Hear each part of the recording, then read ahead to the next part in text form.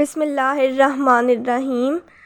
تو اب میں تیزی سے آگے بڑھتے ہوئے میں نے امام عالی مقام کے دونوں فرزند جناب علی اکبر اور جناب علی اصغر کی شہادت کو بیان کر دیا تھا۔ اب میں امام عالی مقام کی شہادت کو بیان کرنے کی طرف بڑھ رہی ہوں۔ تو اب کیا ہے؟ اب وقت رخصت امام عالی مقام ہے، یعنی خیمے میں بیٹھی بچیاں دیکھ رہی ہیں کہ صبح سے جو بھی جاتا ہے واپس نہیں آتا، چاہے وہ 6 ماہ کا علی اصغر ہی کیوں نہ ہو۔ تو اب وہ دیکھ رہے ہیں کہ امام عالی مقام جانے کی تیاری کر رہے ہیں۔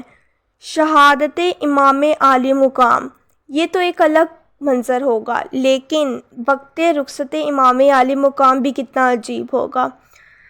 جب خیمے میں رخصت کو شہ بحر و برا آئے، چلائی سکینہ میرے بے کس فدرائے، شہ کہتے تھے بی بی ہمیں رو کر نہ رلاؤ، پھر پیار کریں ہم تمہیں منہ آگے کو لاؤ۔ وہ کہتی تھی ہمراہ مجھے لے کے تو جاؤ، میں کیا کروں میدان سے اگر جا کے نہ آؤ۔ نیند آئے گی جب آپ کی بو پاؤں گی بابا، میں راتوں کو مقتل میں چلی آؤں گی بابا۔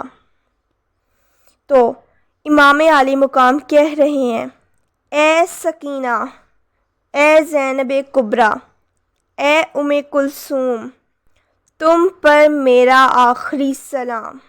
یہ ہماری آخری ملاقات ہے۔ اور امام عالی مقام رخصت ہوئے۔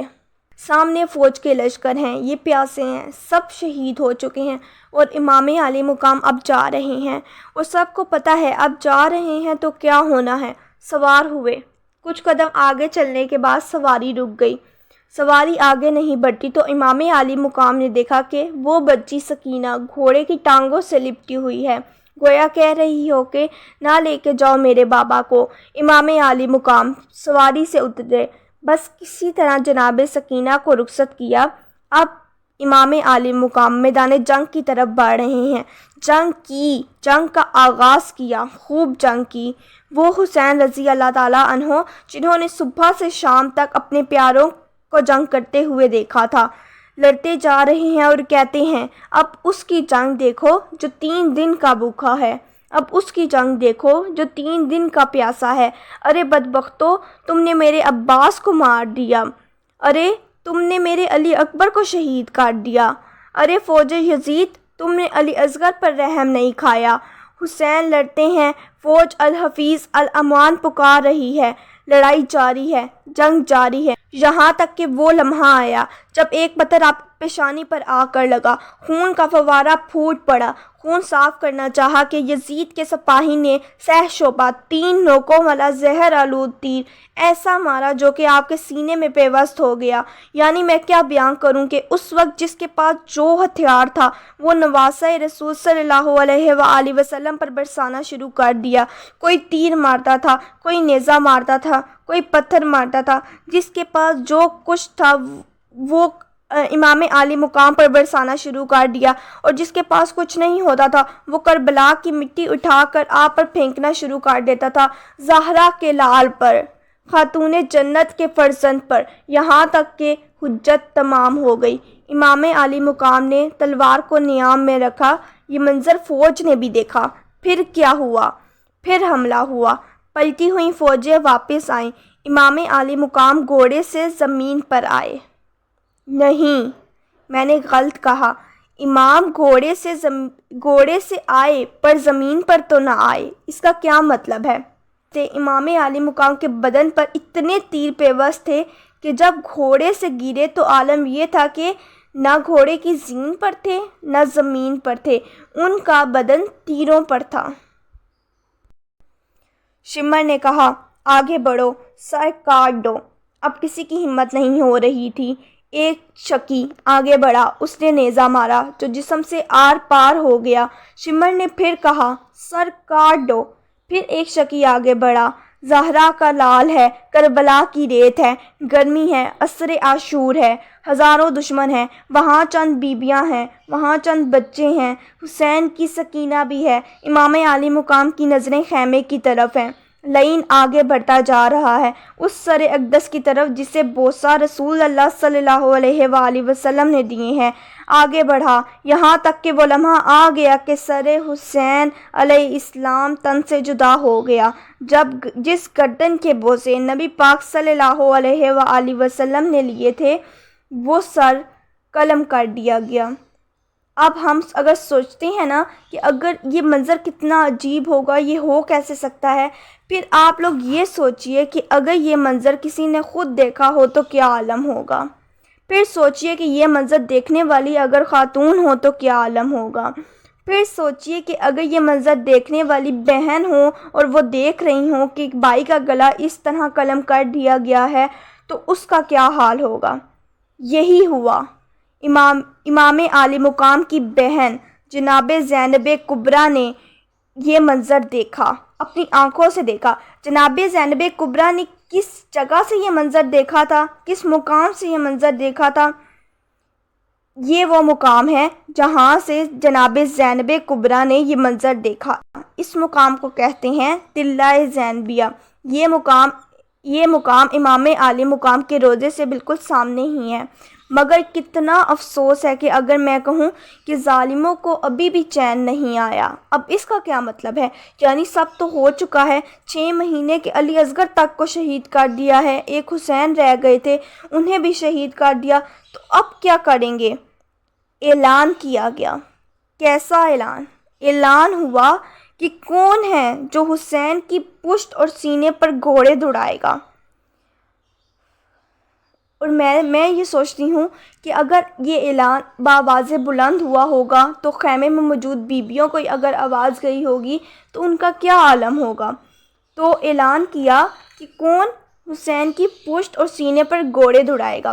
قصہ مختصر یہ تو طے ہے کہ جناب فضا آئیں جناب زینب کبریٰ کے پاس اور انہیں کہا کہ بی بی غضب ہو گیا، بی بی اعلان ہوا ہے کہ امام عالی مقام کے بدن کو پامال کر دیا جائے گا۔ پتہ نہیں ان پر کیا گزری ہوگی۔ ظالموں نے بدن پر گھوڑے دوڑائے، ان کے بدن کو پامال کر دیا، ہڈیاں چور چور کر دیں، نواسہ رسول صلی اللہ علیہ وآلہ وسلم کو شہید کر دیا۔ امام عالی مقام کی سواری خیمے کی طرف جب واپس آئی، ان کی بیٹی جناب سکینہ بھاگ کر آئیں، دیکھا سواری تو آئی ہے لیکن سوار نہیں آیا۔ اور یہ عجیب جملہ جناب سکینہ نے کہا جب انہیں معلوم ہوا کہ بابا نہیں رہے، تو انہوں نے یہ نہیں پوچھا کہ کتنے تیر لگے، کیا ہوا، بلکہ ان کا سوال یہ تھا کہ بتاؤ میرے بابا کو شہید کرنے سے پہلے پانی پلا دیا تھا یا پیاسا ہی مار دیا تھا۔ بس اب سب شہید ہو گئے، عصر کا وقت ختم ہو گیا، شام ہو گئی، یہ شام غریبہ ہے۔ کیا رہا خیموں پہ شہ کے اداسی رہ گئی، صرف رونے کو محمد کی نواسی رہ گئی۔ اداس خیموں میں بیویاں بیٹھی ہیں اور کوئی تسلی دینے والا نہیں ہے۔ یہ بیویاں کون ہیں؟ کس کی مائیں بہنیں بیٹیاں ہیں؟ نبی صلی اللہ علیہ وآلہ وسلم کی۔ یہ میں نے غلط کہا کہ کوئی تسلی دینے والا نہیں ہے، اس لیے کہ نہ صرف کوئی تسلی دینے والا نہیں ہے بلکہ ظلم ڈھانے والے چاروں طرف موجود ہیں، اور اب کیا وہ ظلم ڈھانے کے بعد واپس جا رہی ہیں کہ اب سب کر لیا تو واپس جا رہے ہیں؟ نہیں، وہ تو آ رہے ہیں۔ کہاں آ رہے ہیں؟ وہ خیموں کی طرف آ رہے ہیں۔ اچھا آئیے آپ لوگ دیکھیں، یہ خیمہ گاہ ہے جو کربلا میں اب اس حالت میں موجود ہے، تو وہ ان خیموں کی طرف آ رہے ہیں۔ لیکن کیوں آ رہے ہیں؟ ان خیموں کو آگ لگانے کے لیے آ رہے ہیں، خیموں کو جلانے کے لیے آ رہے ہیں۔ آپ تصور کیجئے، یعنی خیام حسینی جلانے کا مقصد کیا ہے کہ اب اس وقت ان بیویوں کا گھر مسکن، ان کی مطلب ٹیمپریری جگہ وہی خیمہ تھی، تو وہ ان خیموں کو آگ لگانے کے لیے آ رہے، خیموں کو آگ لگانے کا عمل جاری کیا۔ ایک خیمے کو آگ لگائی، دوسرے خیمے کو آگ لگائی، تیسرے خیمے کو آگ لگائی، یہاں تک کہ اب شام غریبہ میں خیموں کی وجہ سے روشنی بلند ہو رہی ہے۔ آج بھی کربلا میں جیسے ہی 10 محرم آتی ہے نا تو سارے بچے، بوڑھے، بیبیاں، بہنیں، مائیں، بیٹیاں سب اپنے ہاتھ میں چراغ لیے خیموں کی طرف بڑھتی ہیں کہ 10 محرم کو وہاں بہت اندھیرا تھا، سارے خیام کو آگ لگا دی گئی، تو پھر خیموں میں موجود بچے، بیبیاں کہاں ہیں؟ سب باہر نکلے۔ اس کا مطلب کیا ہوا کہ نبی کی نواسیاں کھلے آسمان تلے بیٹھی ہیں، صحرائے ہولناک ہے اور آل رسول صلی اللہ علیہ وآلہ وسلم ہے۔ صحرا جنگل وادیاں ہیں، بے پردہ شہزادیاں ہیں۔ یہ شام غریبہ ہے۔ ظلم کی انتہا ہو گئی نہیں، بلکہ ظلم ابھی باقی ہے۔ خیمے سعادات سے اٹھا دھواں، ہائے قیامت کا ہے سماں۔